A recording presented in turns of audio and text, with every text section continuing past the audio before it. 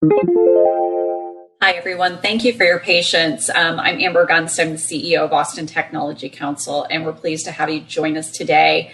This is I think, our fifth virtual roundtable, maybe our fourth virtual roundtable at this point. And we are so pleased today to have Carrie Vanston with the Alligator Wrangler with us today. She helps business leaders who are stuck in stress and overwhelmed to increase their leadership and energy levels so that they can reach their goals quicker and have more time to do things that they love. I know right now most of the things that we love have to be in our homes, but I hope you are all adhering to the shelter in place and keeping your hands washed and everything else so we can get back out and do the things that we love. Carrie also co-authored the award-winning book Mini Trends with Dr. John Vanston. Her crucial keys to thriving business culture is a popular part of an anthology, and her article, The 5 Keys to an Engaged and Innovative Culture, was one of the top 5 articles of the year for Texas CEO magazine. She's a popular speaker on energy leadership, index master practitioner, a certified professional coach, and credentialed with the International Coaching Federation. In addition, she is an ambassador's officer with the Association of Corporate Growth, Central Texas, and a national advisor to the Academy of Culture Ambassadors. On a personal side, Carrie loves to dance and travel and spend time with her 2 children. So I'm going to toss this over to Carrie now and let her lead us in a discussion. And I will be back here shortly and we'll go over some questions. Okay, can you hear me okay? Can you hear me? Yes, we can hear you now. Yes, thank you. Okay, great. So anyway, let me start over. The first thing people usually ask me is, why are you the Alligator Wrangler? Good question. Let me back up a little bit. I worked for a company for a long time and still involved with a company that does technology forecasting. And what we found over time is people didn't want to just forecast the future, they wanted to actually create the future. So my father and I, who started a company, we came up with a list of best practices to find trends that were important so people could grow their company in an authentic and a great way. That book, list of best practices became a book called Mini Trends. We won a couple of book awards on that, and we started doing conferences and consulting around the material, which was great, but after a while, I found that there was just a lot of people that were really unhappy because they didn't really have a chance to use their creativity in their companies because there was such a fixed mindset and so much of a, do it my way or the highway kind of mindset. So I got very interested in culture, and I started helping organizations improve their culture, which I loved, but I found over time that it was kind of like a Band-Aid, that if you didn't change the mindset from the top, it was very difficult to actually make sustainable change. And I started getting really frustrated and stuck myself. Around that time, I took this amazing 9-month executive coaching program that changed my life. What it gave me was evidence-based techniques and methodologies to help myself and others go from a fixed mindset to a growth mindset. Right after that, one of my first clients that I worked with, he came to me and said, Carrie, I've got a list this long of things to do. Things are falling off the cracks. My wife is upset I never get home in time for dinner. Someone just quit on me. I just feel like I'm in an alligator pit. Can you help me? And I thought, alligator pit, what a great way to describe how we get stuck in things. And so I told him, heck yeah, I can help you get out of that pit. And I did. And that's when I became the Alligator Wrangler. And what I'd like to do today is I'd like to give you some hints so that you can get out of this COVID-19 alligator pit that we're all kind of stuck in. And the way that we do that is by, let me go ahead. And so can everybody see that? Can you see that? Okay, Yes. so anyway, yes, okay. Okay, so at the bottom you see the fixed mindset, fight and flight. And what we want to do is we want to increase that, the energy levels. And that's some of the ways I'm going to share to get up to that higher energy mindset of win-win, visionary, and genius. How do we do that? Well, one way we can do that is by, and that's what we're going to kind of talk about, but what we want to do is we want to change our core thought from one of, what happens is we have a core thought that leads to an emotion, which leads to an action. You can change any of those things, but to be sustainable, you need to change that core thought. So if your core thought is, oh my gosh, I'm losing my livelihood, I may get sick, how am I going to support my family? Then the chances are you're going to have fear and emotion as your emotion, and you're going to end up, curling into a ball or striking out at the world. But if you can change that emotion to something more like, you know what, I can get through this, then, your emotion is more determination, and then your action is, wow, I'm getting through this and I'm making progress. But if you can change that to a growth mindset where, wow, I can really look for some opportunities here, then your emotion can be excitement, and then that can lead to really great opportunities and outcomes. And so that's what I kind of want to talk about today. First, let me share my screen here and show you that.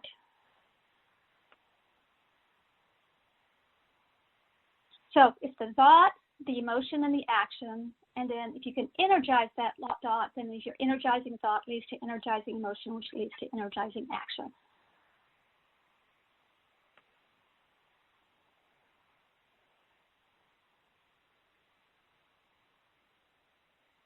So my first tip is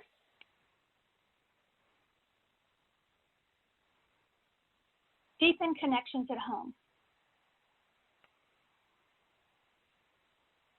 So I'm hesitating because I'm not seeing myself on screen. Are you guys seeing, Jessica, are you seeing me on screen?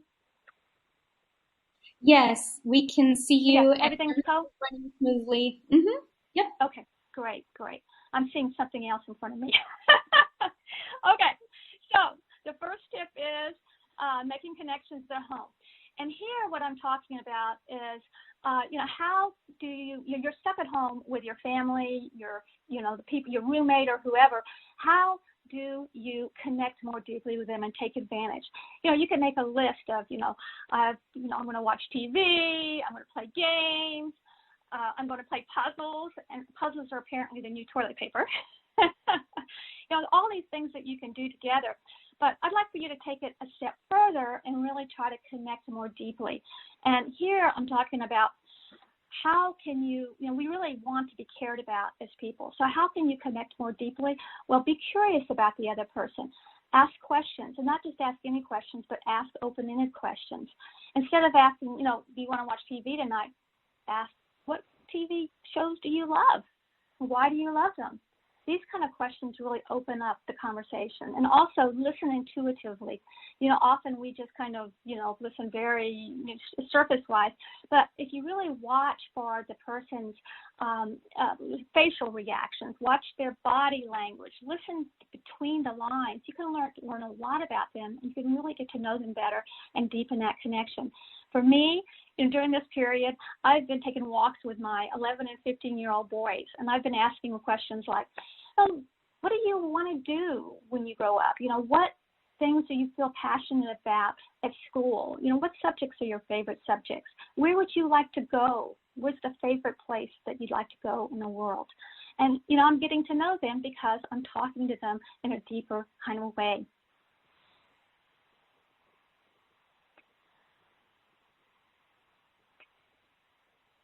The next one is reach out to others. And here I'm talking about, we might be stuck at home, but again, we really want to connect with others. That's what really connects our hearts. That's what we're wired for as human beings. So reach out to friends, reach out to business associates, and in this season, we really want to help people, figure out ways to help people. One of my speaker friends, Tom Singer, he is committed to reaching out to 10 people a day. And he really feels like not only is he reaching out and checking up on them, but then later that will pay off later because they'll remember that. Me personally, I'm reaching out to my clients and my people that I know, and I'm offering this session here for free. I'm offering a free one-on-one session if they're having issues. And I'm starting a mastermind for C-level and business owners next week that will kind of like help people get through this period. So there's a lot of things that you can do. Use your imagination. What was I going to say? Okay.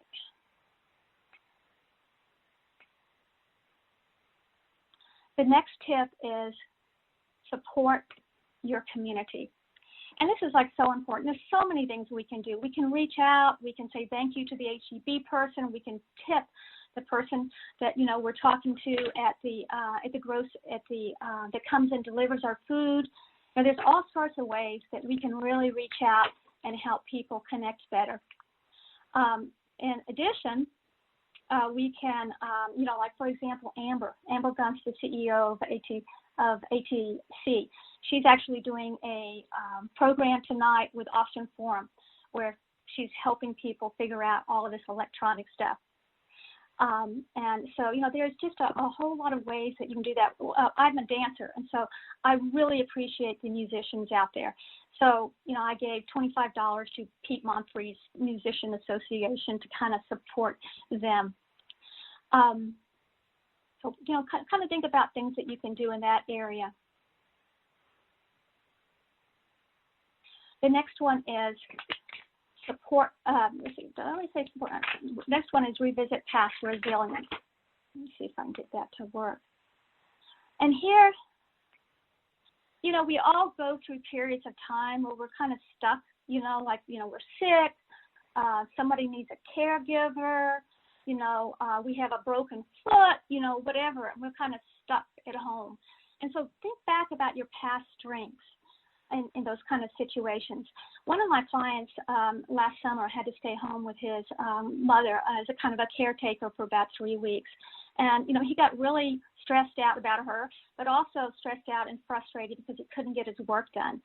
And so I was asking him, I said, he's kind of stressed out now. I said, kind of think back then, how did you cope? How did you get through all that? And he said, come to think of it, I got really good at going to HEB in a really short time and coming right back. I got really good at really focusing on issues at work and working on them twice as fast as I usually did because I really didn't have much time. And so now, he's really going back and he's using some of those techniques and coping mechanisms to help himself now.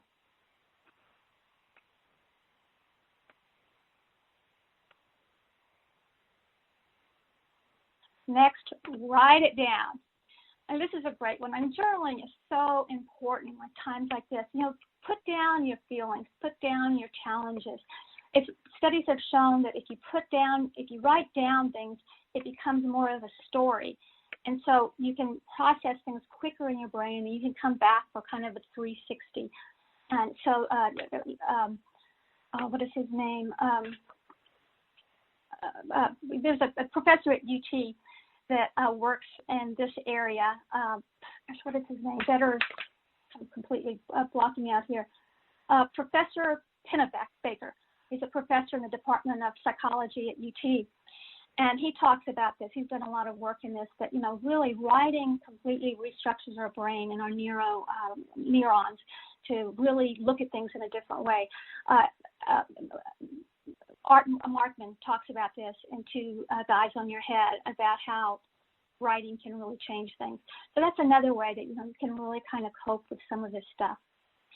Another thing that I really suggest is practicing gratitude. I always tell my clients and my audiences, write down, 3 to 10 gratitudes each night. Something that, really you feel, really, gracious about, because this really connects you to a higher intelligence. And really wonderful things happen when you put those gratefuls out there into the universe. One way to do this is to take, your challenges and put them into a gratitude. Like, for example, you might say, I'm really thankful that I was really upset today and I reached out to somebody and that helped.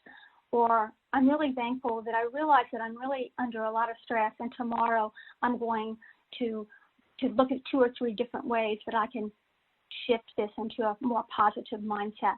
So these are just really great ways to, kind of adjust to some of these things going on. And if you're having trouble, just think about, you've got your electricity, you've got your water, you've got your food, and hopefully you have your toilet paper. And then next, we've got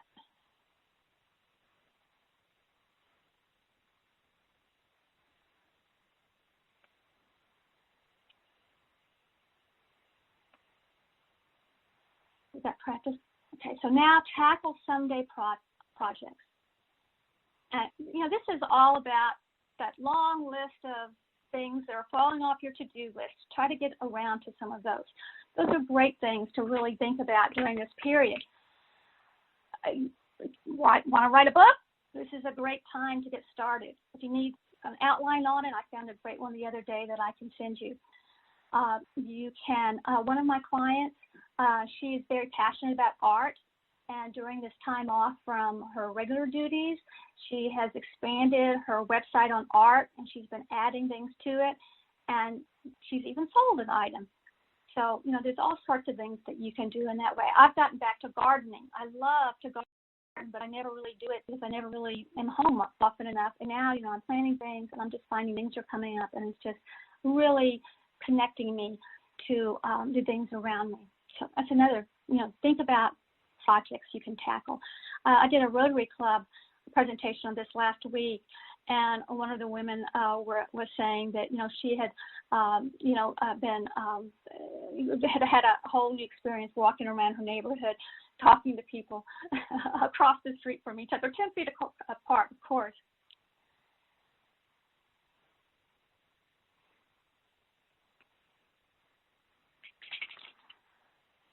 And then dust off your goals. A lot of times we have goals that we make, and, we mean well, and we're going to do them, but they kind of fall to the wayside and we get them. What I suggest is really pull those goals out, refresh them, come up with three personal goals and 3 business goals, 1 year, 3 months, 1 year, 5 years, and really start focusing on those.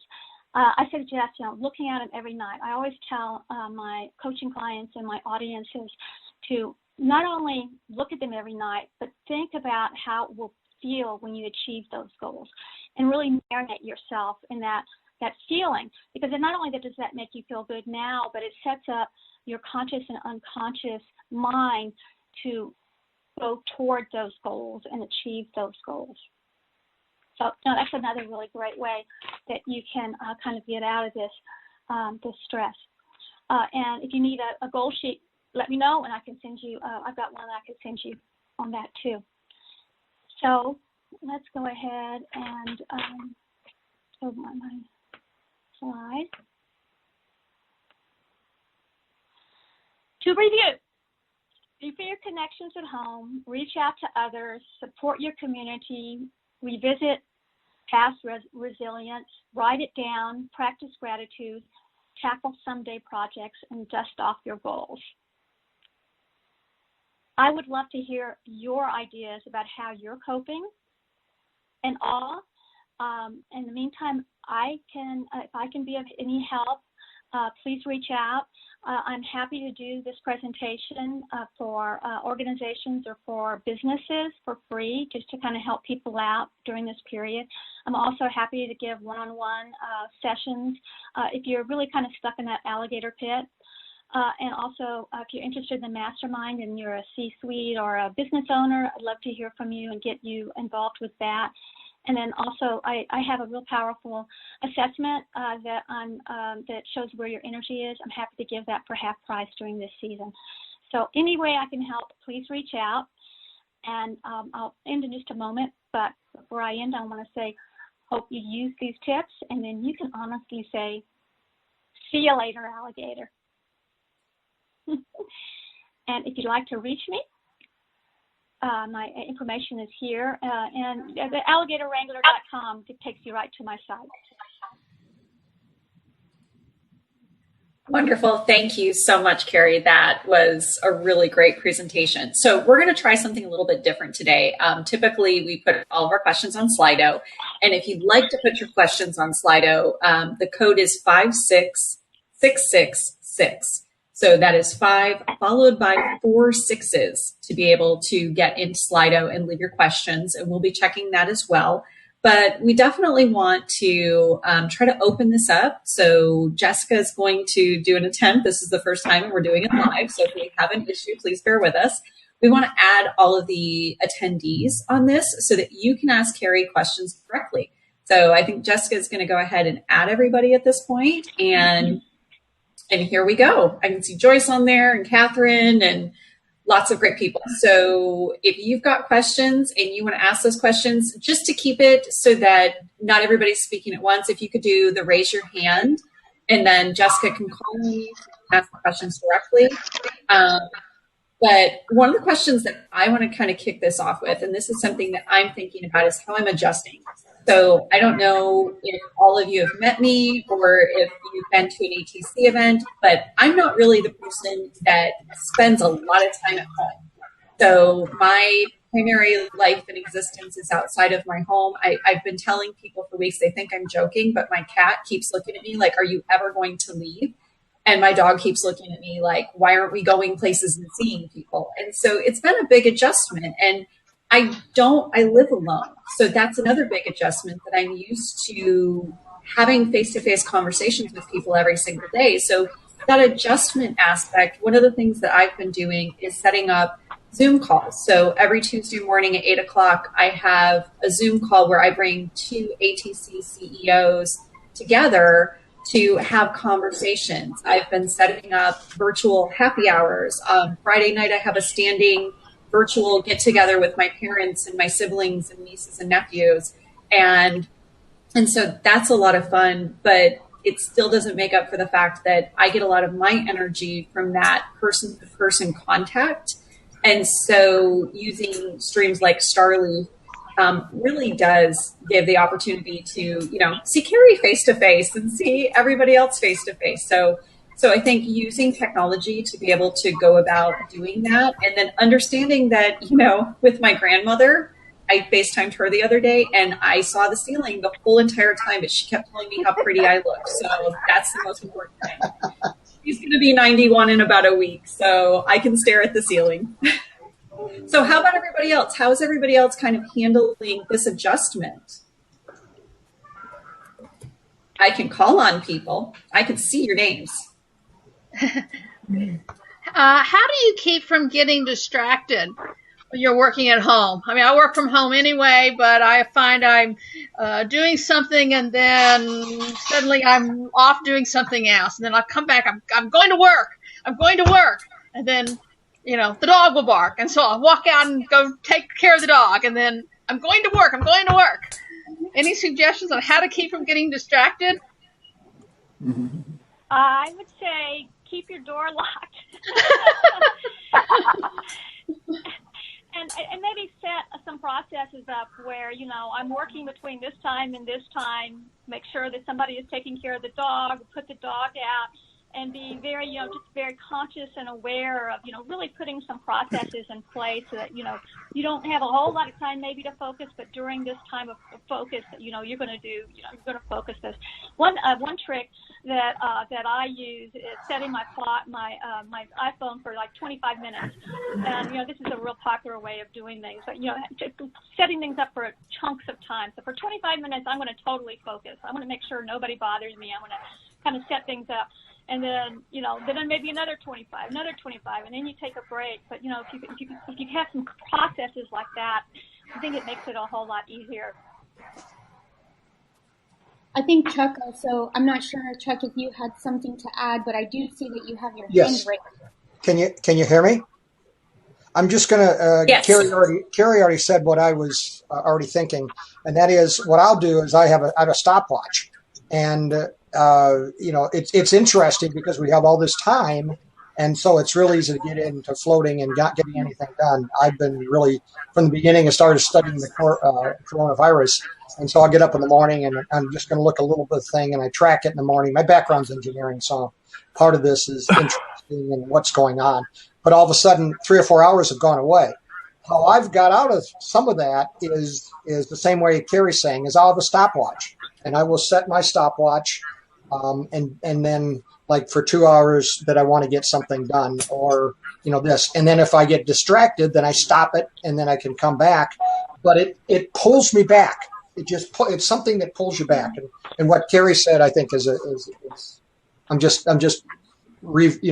however you want to do it, whether it be iPhone, stopwatch, however you do it. But it just, set a time that you want to do. Sometimes I go during the week, put 9 hours that I want to do what I consider productive work. Okay. Yeah, there you go. Exactly. And what do you do, Chuck, for how is your business going? How's it changing your business? It's actually going very well. I have a meeting with the military tomorrow. I have a book out which is called Mastering Poker Math. It's still doing very well on Amazon, and I'm trying to use poker as a way of teaching people business. Well, actually, the military how to do things because it's strategy, tactics, decision-making, critical thinking, everything else, and it's a game. So you learn a game, but you don't even realize you're reprogramming your brain. You're aligning it, whatever you want to call it. So I've been, it's actually going quite well, and I'm using this time to try to refine those ideas, get on Zoom. I just ordered a green screen today, as a matter of fact. It's not inexpensive, but I figure we're going to be on Zoom for a long time, even after this whole thing's over. Things are going to change, and I want to be all ready for that. You bring up a good point because things really are going to change. It's like, yes, we'll get back somewhat, but, even I've been using Zoom, but not very much, and some of the other online platforms. But now, you're forced to learn it. Even here, I was struggling at the beginning because I couldn't figure out exactly what was going on with this platform that I'm not so familiar with. But, we're all going to get those kinks out. We're all going to start getting really familiar with it. And once we're familiar with it, we're going to start learning how to connect with each other on that. On Saturday, we actually had our first family birthday party for my brother-in-law, where we had 9 different people, 9 different households connecting up together, singing happy birthday, and then we went through each household and we all caught up. And, it's kind of amazing because once you start getting into not just being on the phone, but face-to-face, I think that's going to really continue. And for me personally, I don't have to drive so much. And now, people are more used to doing the Zoom and they feel more comfortable with it and the other platforms. And, it's a way to connect it without having to spend so much time driving. And physical contact is never going to go away, but it's just a new way of kind of doing things that I think is going to become really important. And, what we really want to do is socially tighten while we're physically physically distancing. I'm noticing phone calls that used to last 10 to 20 or 30 minutes with friends or family last an hour or two. and so, and in some ways I'm connecting more. I live by myself, but I'm trying to be as productive as possible. And then also respecting the fact that we have a lot of time here. So. Yeah.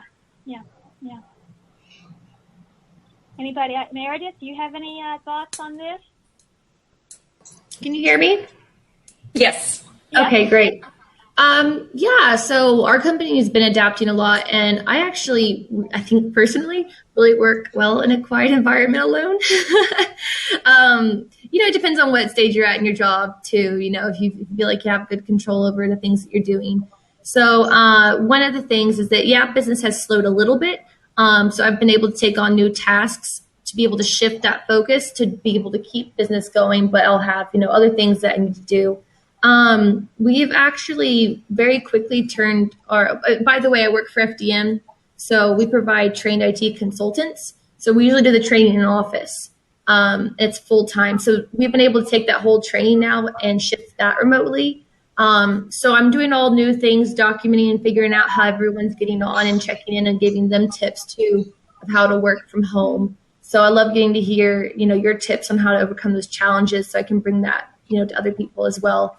I do totally agree with locking yourself in a room. I live with my fiance, and I do have to. The first week we tried working together in the same room, and small space. So him working in the other area and me working here is a lot more productive now. Mm-hmm. Great. So Meredith, I have a question for you really quick, because you guys do a lot of training. So if you're not familiar with FDM Group, they're an ATC member, and they actually provide training to new college graduates as well as military professionals who give them a little bit more training and a little bit more understanding so that they're a higher probability of getting hired by companies, and actually partner with companies to help identify who these candidates are and get them jobs afterwards. So when she says that they're taking all of these people and putting them online, they're talking about a lot of people, and they're working with companies to try to figure out what is that education process. So I think this is a good topic for you, Meredith, because it's not only how are you adjusting, but how are the students and how are the companies adjusting to this whole new process that you guys are going through? Yeah, I've been keeping in contact with my clients. So they're major corporate offices. A lot of them are frozen right now as they try to figure out their procedure. A lot of them already had a lot of work from home technologies in place. So thankfully, it's been a pretty smooth transition. It looks like they're trying to figure out ways to quickly get back on normal work and hiring. But what's good, though, is that, as you mentioned, there is a long training. So our people train for 3 to 4 months, which means majority of the people that we start now are going to be available when hopefully COVID's over. So we're actually hiring like crazy to prepare for, the future need and everything. But things are looking good. People are getting adjusted to the new normal. There's a few red tape in place that has to be overcome. So we do have to adapt, and other companies have to adapt at this time. So Chuck, did you raise your hand again? Did I get that correct? Yes, you did. Two quick things. Zoom has some phenomenal training videos on their site, and I've been going over some of those and so forth, and I want to continue. That's just one thing. It's only $15 a month for the pro version, so I immediately got into that. It was because it kicked me out meeting after 40 minutes earlier, and I'm like, this is important, and this is gonna stay after this, we get back out and everything. There's still going to be a lot more meetings where people get together, but then there's going to be people remotely too. So this tool, I think, is going to be major. And I had a quick question on ATC. I've seen that a few times, people mentioning. I'm missing something. What is ATC? So we are the Austin Technology Council. We are the largest and oldest tech council in the state of Texas. We've been around since 1992.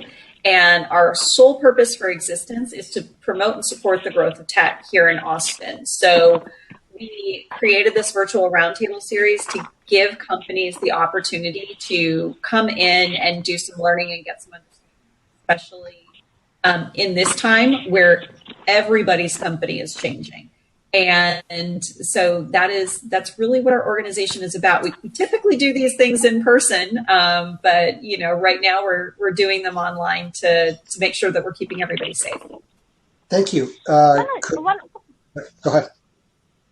One point that I think is really interesting is, like Amber, I've been going to all sorts of meetups online and sessions online, and some of the speeches I already had set up, I've moved into this format, and I actually tend to go to more because I don't have to drive so far. I don't have to make such a big commitment. So I think it's interesting the way that's kind of transitioning too. I think in some ways we're going to have a lot more connection to more the outlier people that don't come to the in-person event. So I think that it's going to end up being kind of a blend as we go forward after we get out of this mess. And I think it might really opens up some opportunities. It opens up opportunities to me too, because I used to be an actress, so I love, the closeness and the touchy, part of being close to, a lot of different people. So I think it's going to open up some real opportunities for all of us.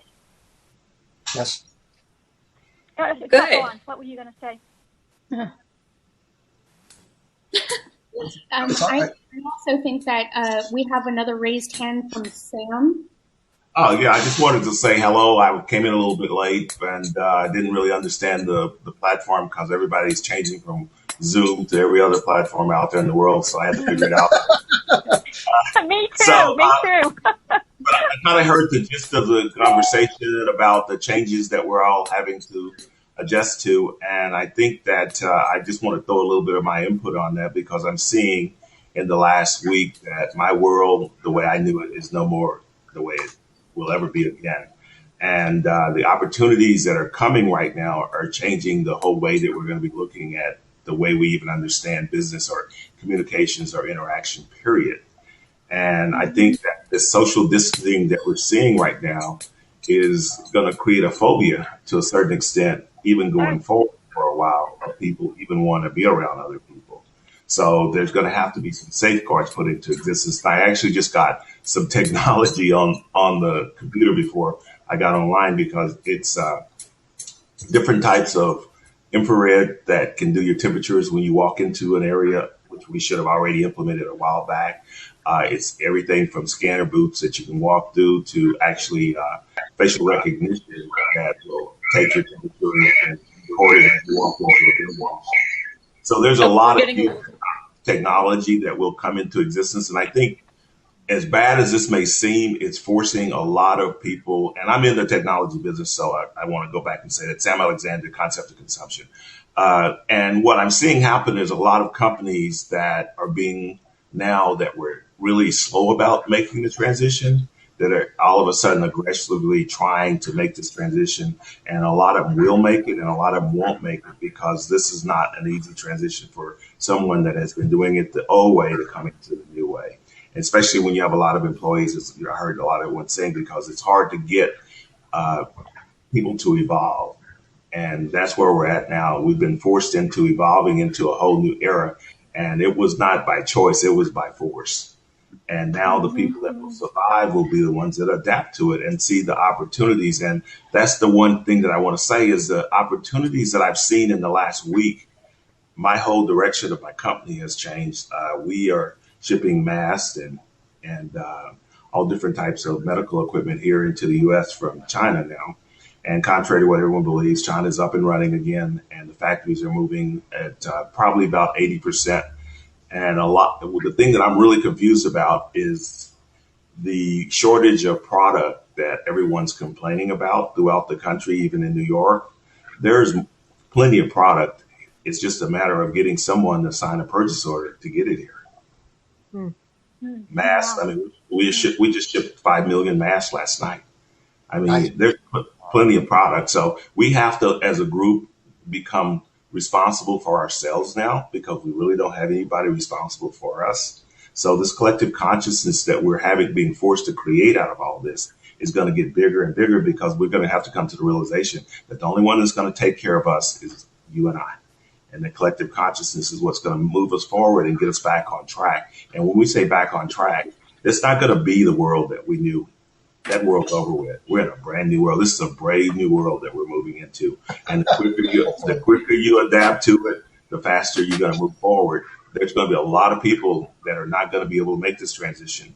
And one of the biggest issues that I see is with people with the word job. We're into a 4.0 business cycle now. That means that you have to learn to be a collaborator. And it's like going to a picnic and everybody's bringing potluck. And you have to come to the table with your potluck to make the picnic. And that's what companies are going to become. It's going to be about collaboration. I'm sorry. One of the things that I'd love for, really to bring into this is that this is the season of helping those people that are struggling to deal with electronics, which is exactly what Amber is doing tonight. And, what I'm trying to do too. And, like all of us are kind of trying to help. So it's kind of wonderful that as we make this transition, now I still think that we're going to be able to connect in the long run when we start feeling healthier. But it's going to be a while. But it's like moving into this new world that you're talking about, the more that we can help people right now and helping them through this, then in the long run, it's going to help them and us. But they have to want to evolve, and they're going to have to take that initiative right now, because this thing is changing. It's going to be in the next 3 to 4 weeks.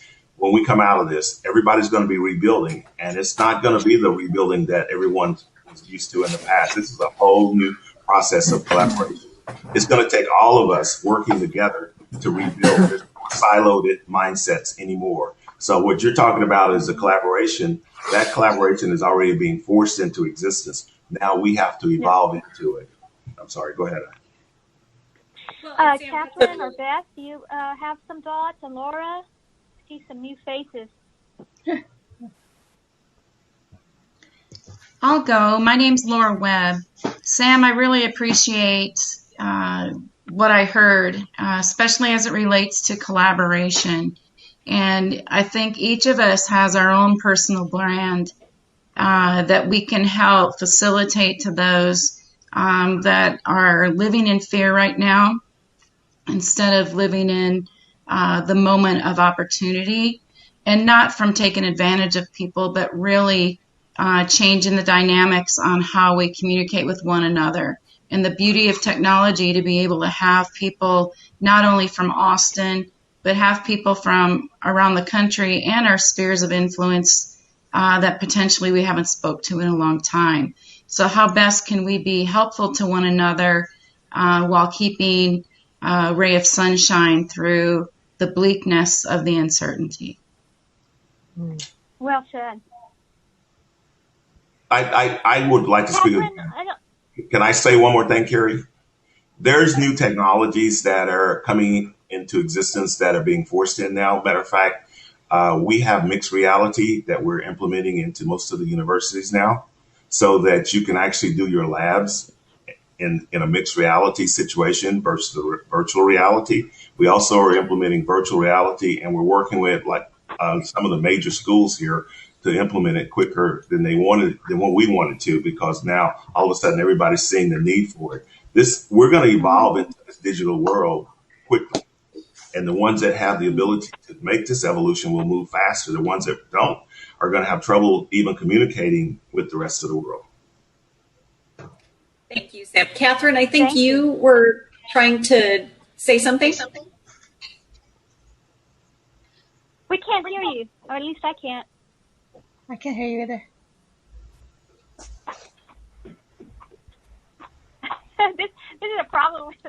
This is the good thing about doing these kind of things is we learn how to work this technology. I muted myself. I think. Can you hear me now? Yes? We can hear you now. Yes. Okay. And I appreciate technology. I was like the 13th employee of Michael Dell way back in 1980, whatever. I've seen technology grow. I'm not afraid of technology. But I think right now we're not only evolving, as I believe Sam said, but we're also finding a better balance in our lives. Correct. We're kind of being forced into that. We have had to schedule all kinds of different events and planning how to move along on the roadways to get to those events, and then try to balance what we can and do and see.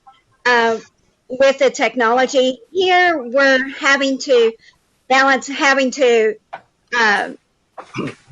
adapt to the different technologies like Starleaf. It took me a while to get into Starleaf. And we've done Zoom and GoTo, and finding the happy medium of whatever technology pathway we're going to take. But the collaboration, I think, is a very key word for us moving forward, is being able to collaborate together and not always just the I. I need to do this. It's like we need to do this, and how is that going to look like? And what are our teams going to look like? And how are we going to message coming from a social media type person, how are we going to message this to the masses? How are we going to keep things positive and, with a positive spin instead of all the negativity that is in the world? Right? Great comment. I think that's a great point. Yes. Good. Who else has Hi, Mark. Hola, ¿cómo está? Mark is actually in Mexico. Can you give us an idea? He was very a career coach here and did a lot of stuff in Austin, but he's living in Mexico. How is this affecting you, and what are you seeing from that different point of view? Well, actually, I am probably safer here than I was in Austin. We are now entering our third week of lockdown. The military has just, this weekend, the big thing was they closed the liquor stores this weekend. Wait a minute. I can still go to Walmart and get my vino. Okay. And they got tequila and everything else. But from my work perspective, nothing really has changed. I run an online career community now. So one thing I've started doing, if anyone cares, is on 11 o'clock Monday mornings, Austin time, I run an open call. So if you go to careerpivot.com/Zoom or go to the Career Pivot Facebook page, and I've been holding these meetings, open meetings, just to get people to discuss how are they coping with all this crap. Mm-hmm. Mm-hmm. Yeah. And one of the interesting ones was we've had a gentleman on both weeks who's living in northern Italy. He's actually he's British, living his family. They've been on lockdown for 6 weeks. Mm-hmm. And one of the things he was explaining is the fact that they've reached a point where just about everybody knows someone who's passed on. Mm-hmm. And we are going to hit that point in the U.S. this next month or this month. If we hit 200,000 people dying, we will all be personally touched. What does that mean to your business, to mental health, to your kids? It's going to be a different world for them. In fact, I just hopped off a career thought leaders call, and one of the things I used to be in high tech developing curriculum, and I moved from classroom to online, and moving classroom to online is really hard.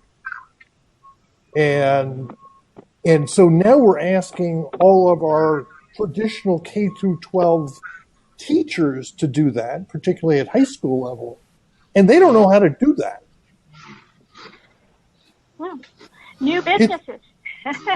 Well, but give you an idea. I have a guy in my online community who's been he's had online businesses, and he's teaching business in a high school in Tucson right now, and they moved online.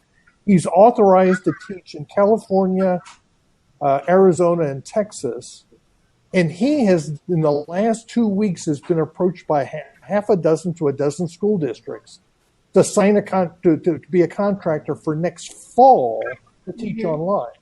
Mm-hmm. That wouldn't happen 2 months ago. No, not at all. So I want to be cognizant. We've got about 8 minutes left to this meeting, and we've got 3 people on the telephone, and I don't want to miss any of these folks having the opportunity to speak up. Is there anybody who's on the phone that would like to ask a question or share a comment? Yeah, this is Jim Kochansky calling. I've been on and off the video. I'm a consultant like Carrie. I tend to work not so much in Austin. So I've been doing the video conferences for a long time, but air travel, of course, that's changed. But I've noticed just in the last week a couple of things I'll share real quick.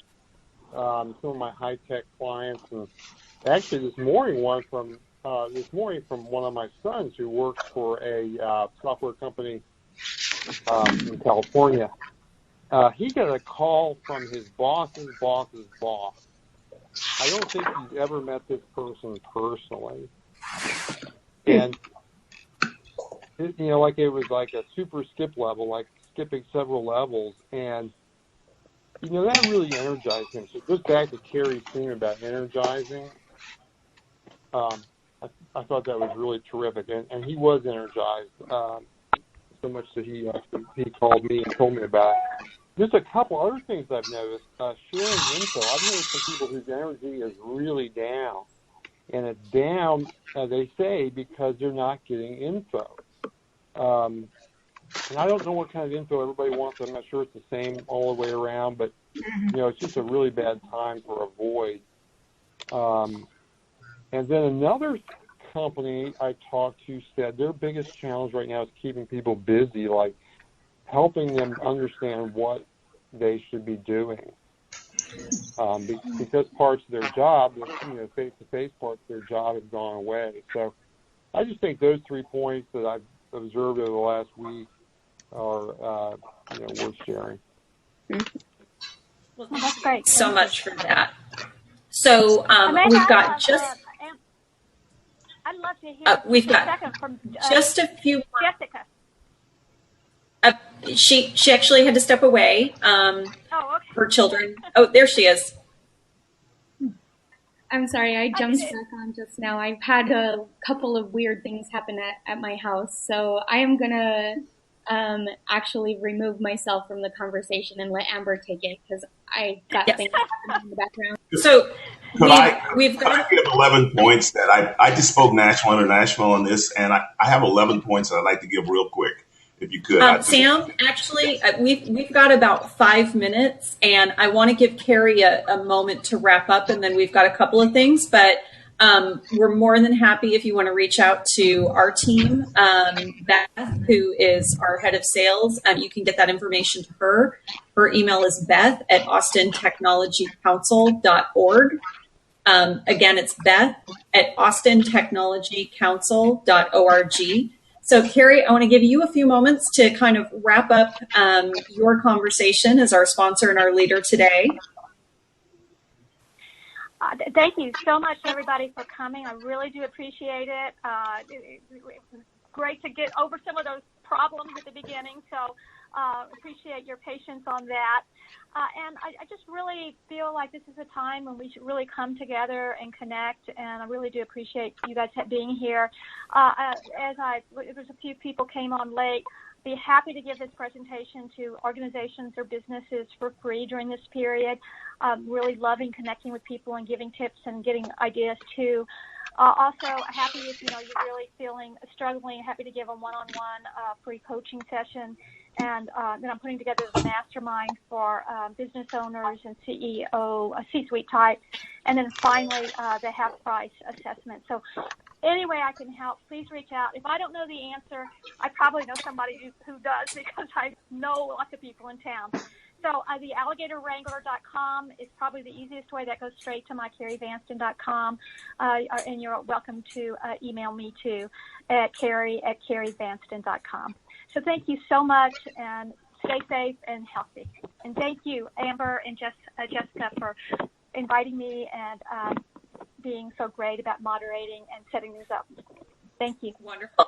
Thank you, Carrie. We're so appreciative of your membership and being part of our community. And ATC is a community. It's very important to us that we have members and people who are engaged in our community, who are supportive and collaborative. I think that's come up a few times today, that collaboration is key. We do have a few more of these events this week. So tomorrow we have a virtual roundtable with Intri talking about job placement right now. And then on Thursday, we have another virtual roundtable with Insperity. So we hope to see you all there. It was great to see your faces today. And Carrie, once again, thank you so much. We're so thrilled to do this with you today. Thank you.